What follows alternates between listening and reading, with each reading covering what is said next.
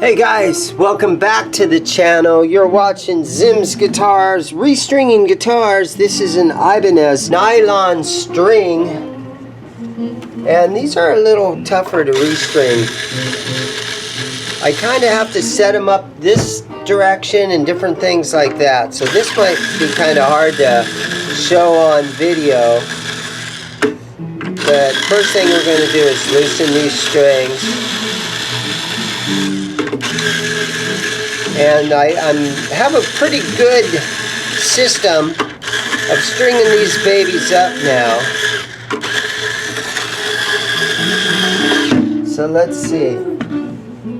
This thing just came in, and it's an Ibanez made in Japan, and somebody actually wrote inside there, if you guys could see that, it says 1986 inside there.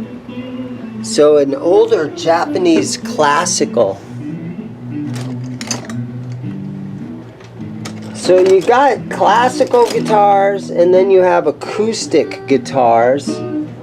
And the classicals usually have the open headstock, and they're nylon strings, 2-inch nut, so you got a really wide nut. And then the strings down here, they tie. And they sell ball-end strings, but I always tie them. Here we go. So we're just going to cut these babies right off of here. Nylon strings,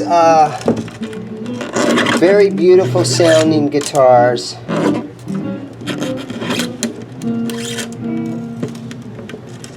Let's get these old strings out of here. The music today is supplied by one of my customers that's out there strumming a red Mexican Strat from a YouTube video a while back.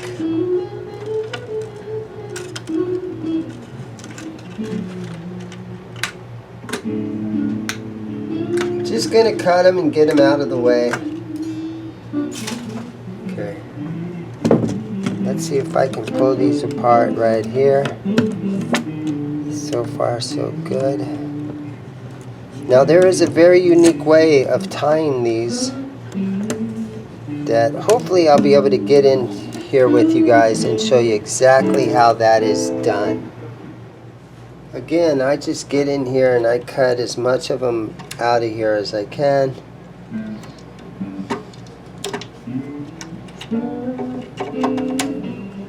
Sometimes this is the part that takes the longest.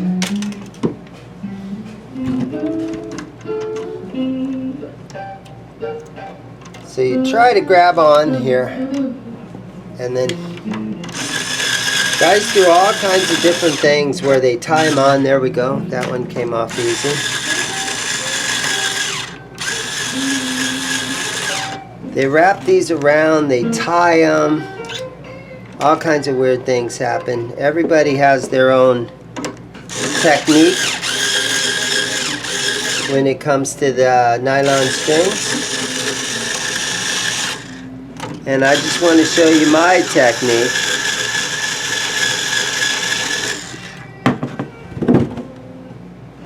Yeah, see, like right here. Yeah, right here, someone put a knot right there. Tied that one in. All three of those, they're kind of tied in there, so I don't do it that way. So I got to just get in here and try to cut them as much as I can.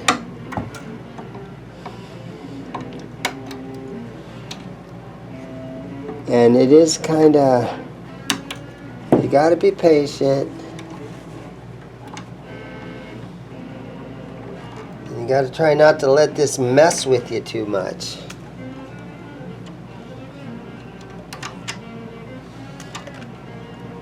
And just pull them apart as best as you can. Get them out of here.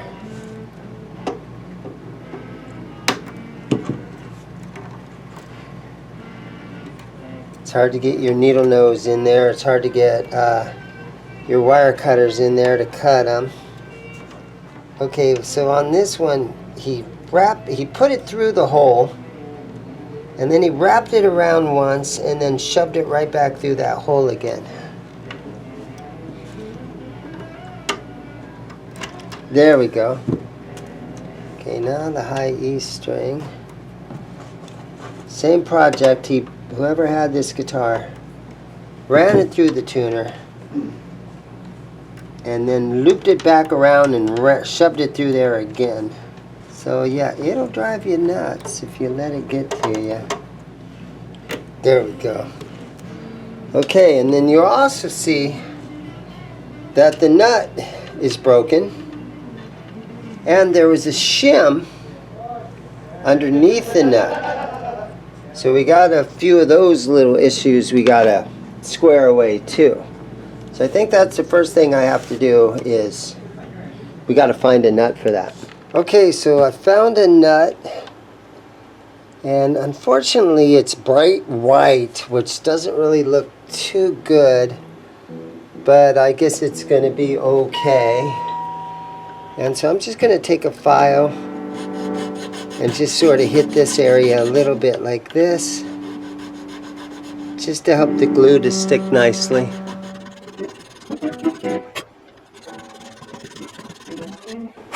There we go. We'll put a little bit of glue in that.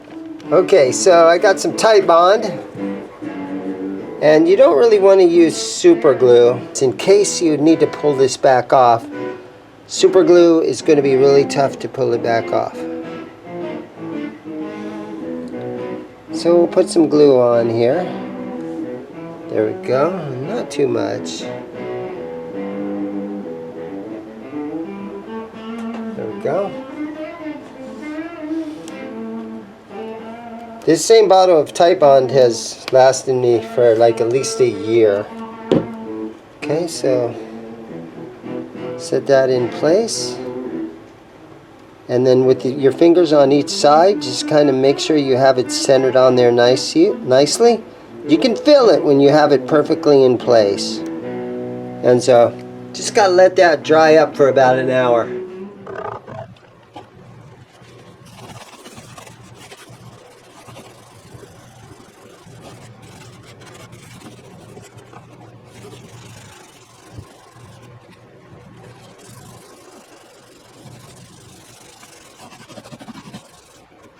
Okay, so I let the nut dry up for a little while. Hopefully it's dry enough that it'll hold in there.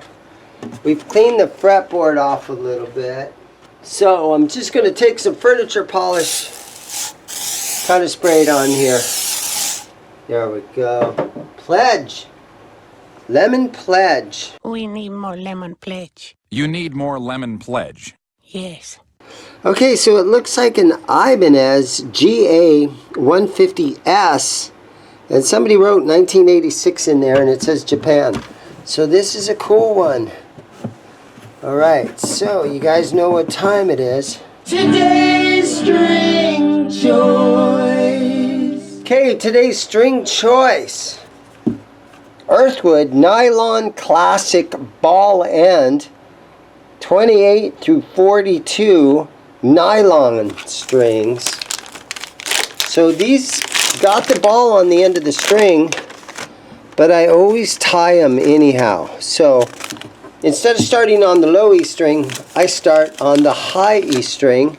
Okay, so there is a ball on the end here, right? And so if you want, you could put the string through there and just have that ball live right there on the end. But I've also seen the ball slip right off of there. So I'm going to tie these on here and just forget that there's a ball on there at all. So here we put our B string in. It's the same procedure, but you want to hold this other string underneath there. Okay.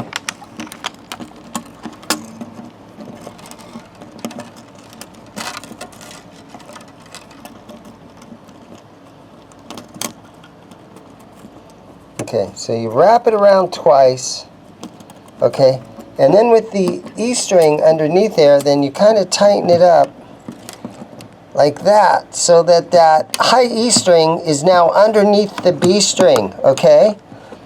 And you can just leave that ball on there, or eventually you can cut that off. Alright, so now we come down to this end. So I put the string in there, and then I put my finger right over the top. So then I come over here, And I actually set it on my chair right here, because I can stand like this and do this. Now, if you keep your finger right in there, you will navigate this and keep it in the center so that your strings wind nice and straight and they're not all zigzaggy all over the post. You wind those babies straight on there.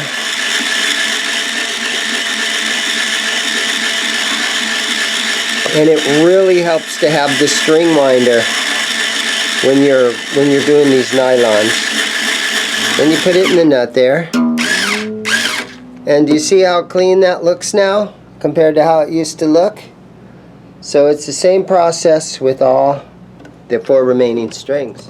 Okay, so I'm going to hold the B string up a little bit and try to put, there it goes. Now we're working on the G string. So then leave yourself, what is that, about 4 inches or so? Put that B string underneath there. Okay, so you're winding it together, or wrapping it underneath rather. Wrap this thing around here twice and tighten it up with that B string inside there. There you go, that's right. Tighten it up that way. Sometimes these ball ends kind of get in your way, but there we go. And then I'll come back up here, just through the hole a little bit. I'm not going to leave a whole bunch of room in there. Just a little 1/4 of an inch of it through the string. I bring it over to my chair, I set it on my chair, and I wind it up, keeping my finger to guide it right there,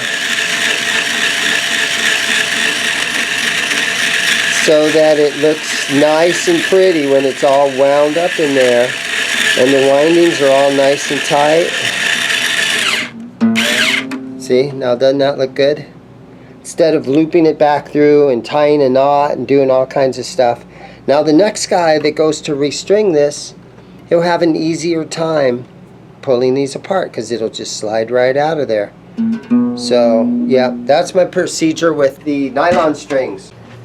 Okay, here's our last string.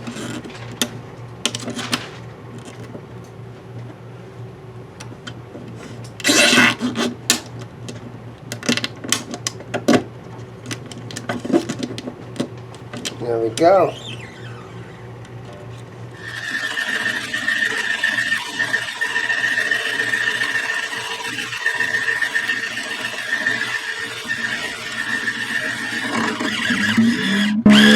Yeah, it's a lot of work without a string winder. But there you go. That's how I restring them. Okay, so you gotta just sit here and tune this thing a whole bunch of times to get it in tune. These strings are going to just stretch and stretch. And honestly, you're going to have to set and tune this thing up for like a week or 2 after you put new nylon strings on your guitar. And it's going to take, again, it's going to take a couple of weeks for these things to kind of stretch in.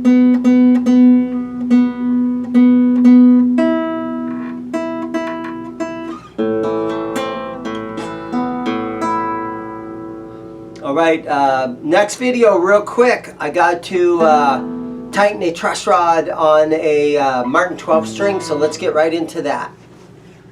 Okay, on this one, I just need to tighten the neck up a little bit, the truss rod. This is a Martin 12 string. So I'm going to loosen the strings, and we're going to just get the D strings and the G strings out of the way. And now this is my truss rod tool that I have right here, and the length of it right here is very important because it goes in here and then it has to sneak all the way up into here. There we go. We're going to snug that about that much. So that's your tool that you want to use if you have an old Martin. I think the old Guilds, the USA Guild, might use the same tool. But yeah, you need something giant like this to get into these Martins to make any adjustments. So just wanted to let you guys know.